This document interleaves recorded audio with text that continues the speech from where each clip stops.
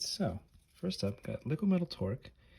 Need it from a cube, and I figured why not splurge a little bit and grab this nice little retro. Uh, I really like the, where's my finger? Really like the old school star or whatever that is that they used to put on foils, but yeah, it's just really nice. Foil etched. I don't know, just was only a couple bucks more than the real thing, than the regular car, or the regular retro frame. So I just kind of figured why not. But yeah, cool card. Not gonna expect it to be powerhouse money wise or anything. Just needed it from a cube and thought it looked pretty. This one, this is a card that I think it's kind of a high price, like $10. I think it's largely due to scarcity. It's only been printed in Mirrodin and Jumpstart. Jumpstart's not particularly high supply set, so I'm always reluctant to buy cards like this because, again, so much of the value is the scarcity. But this is a good card. It is, I think it's a relevant card. I mean, any commander strategy playing artifacts is gonna at least consider this card. It is a little sketchy. It's, a 4-mana O2. It's very vulnerable. But that said, there's not too many effects like this actually. Again, this is for my cube, and I'm looking for other effects that give you a card whenever you play an artifact. And I think the only other one I have, if I'm not mistaken, is just Jawara Weatherlight Captain, which is better body, slightly well, 2 colors. But anyway, maybe I'll regret this buy if it gets reprinted soon, price goes down. But $10, not the worst for a card like this. That is actually pretty good. So got this one for the cube. Just kind of trying this out. I have kind of a storm archetype in the cube, artifact again, enchantment cube. This card is really fun to play with. Just don't underestimate taking 2 mana off all your spells. You can really kind of go crazy with this card. Sure, you're 2 for 1 yourself, but it adds up. The mana you get back is pretty substantial. So anyway, got a nice little retro artifact foil. Just again, I think I've made it known. I like foils. I like retro frames. I like the little star. I really like the Brothers War artifacts. So just seemed like a good version to get of this card. Quick little Geistlight Snare. Just again from a cube. One of the few counter spells in the cube, and I got the promo foil because I think it's shiny and nice to look at. This is a card that I kind of like. I've been playing with this card a little bit in Explorer. The Cat Oven deck can slot this in pretty easily, and then you have this like repeatable reanimation effect. You can even you can use it for value, or you can put like Atroxes in your deck and kind of go a little crazy in an otherwise more grindy deck. So I just like this card. Got a little foil because I am thinking about trying it in the cube. We'll see. I'm not sure if it's quite there yet power level wise, but it is a cool card. So I just kind of wanted to grab one for like 50 cents. Just a nice little thing to have. Another quick foil for the cube. Not the most essential card in the cube, but it's just a new card that I thought is pretty cool. Wanted to try it out. Wanted more ways to discard cards because there's a few synergies for that. This card's pretty powerful. I've been seeing it show up in a few different constructed decks. So yeah, just kind of auditioning it in the cube, and we'll see how it goes. Speaking of discard synergies, this is one of the cards that I was talking about. Great card if you can discard it, and then obviously the real combo is Underworld Cookbook, where you discard it, get a food, immediately get it back, and you can just kind of get a free food every turn. But yeah, there's other things you can do with this card. Yeah, I think it's a really fun card when you can do that. So yeah, this was just a nice cheap one I just kind of threw in the order because I've needed one for my cube. This one I've been pretty sketched out on buying because it's just I had a feeling this card was a little overpriced. It was like $8. I think I bought this one for like $6. It's gone down a little bit, but at one point it was up to like $8. Kind of felt like I might even be overpaying at $6. And it's just one of those gut feelings. And then sure enough, Martian Machines gets spoiled and it's in the Commander uh, precon. So I do expect this price will go down once that comes out, but yeah, $6 isn't horrible, and it's one of the lower end cards in my cube. Thought about cutting it multiple times, but it is a really good like sneak attack card, which is supported in my cube. Pretty just good like little surprise play if you can kind of get your opponent with it. So yeah, I'm just grabbing one for the cube and hopefully not regretting too much due to the anticipated price drop that I imagine is coming pretty soon. And last but definitely not least here, Metalworker. Got a nice little World Championship version. I actually thought about buying the real thing for like 90, $100. I just figured just I should probably be smart and just get the gold version. Like, I'm getting it to play with it. It's maybe not the smartest thing to be playing with $100 cards anyway, even though it is fun. So yeah, just grabbed this for like 20 or maybe even less than 20. It was 18, 20. I expect that price to stay probably about the same for a long time. Could change. Usually these, gold border versions of like a card at this level of playability, this card's very good. A little less good than it used to be, but still very good. I expect it to stay probably around that level. We'll see, but yeah, super duper powerful card. Love this card, very nostalgic. So yeah, just nice to have a semi-real version to play with and toss it in that cube. Oh, one last thought on the, investing in it, the real thing.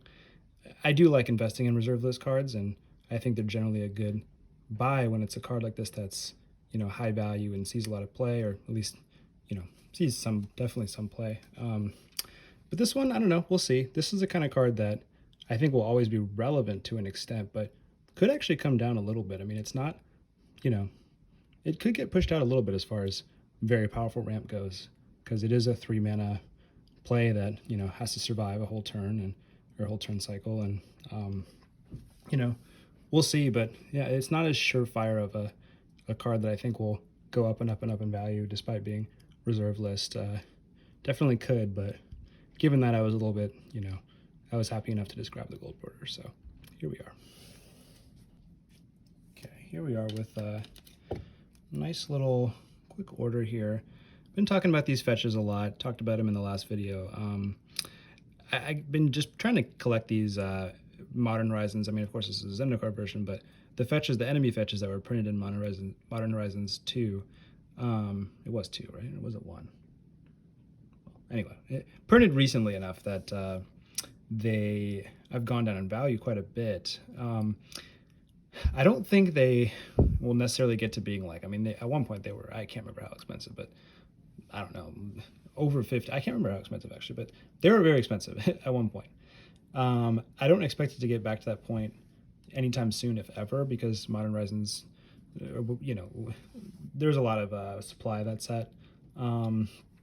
But yeah, I mean, I think that they definitely are probably as low as they'll ever really be.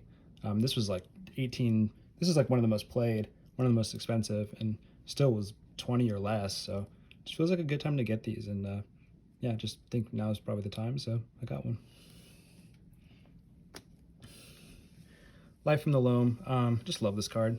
Always kind of wanted to have one. Definitely a cool, cube card if you can make it work in a cube. Just very powerful card in a lot of ways. So yeah, just wanted to grab one, and it's pretty cheap. It's like $7 something. It's definitely been worth more in the past. We'll see what happens with the price of this card. Could fluctuate a bit for sure, but I do expect at some point it'll be worth more than it was now, because it is, again, very, very good. So we'll see. And last, just a quick little foil Sigil of the Empty Throne. Need it for my cube, and just found this nice little foil original Conflux. Still pretty cheap, $1.50. Said I might as well grab it for the cube, and here it is. This card's definitely not looking to be super valuable at any point because it's been printed a lot of times, and also now there's Hallowed Haunting, which I think is quite possibly better than this, and it's cheaper. So cheaper mana-wise, more expensive finance-wise. So anyway, pretty cool card to get for cheap. Still a powerful card in in the Enchantress archetype, so here it is. Okay, nice little, let's see. Ah, yes. Oh, yes, I remember this now. So this was a kind of just random order. I just kind of found good deals and snagged them. I can't remember how much I paid for all these cards, but everything in this order was significantly below value, so below market. So I just kind of said, why not? Infernal Tutor, really cool card, really strong card. You know, in some situations is a literal demonic tutor, so, you know, definitely powerful. Again, not going to talk about it too much because I didn't really think about it too much, just kind of found it for real cheap and bought it. But yeah, obviously relevant in certain constructed decks, Legacy. And I mean, I don't know, it's got applications for sure. I mean, yeah, I don't know, just didn't seem like too much of a risk at the price I bought it. So, yep. This one I do want to put in a commander deck. Been collecting green commander staples just to work toward building something nice in commander.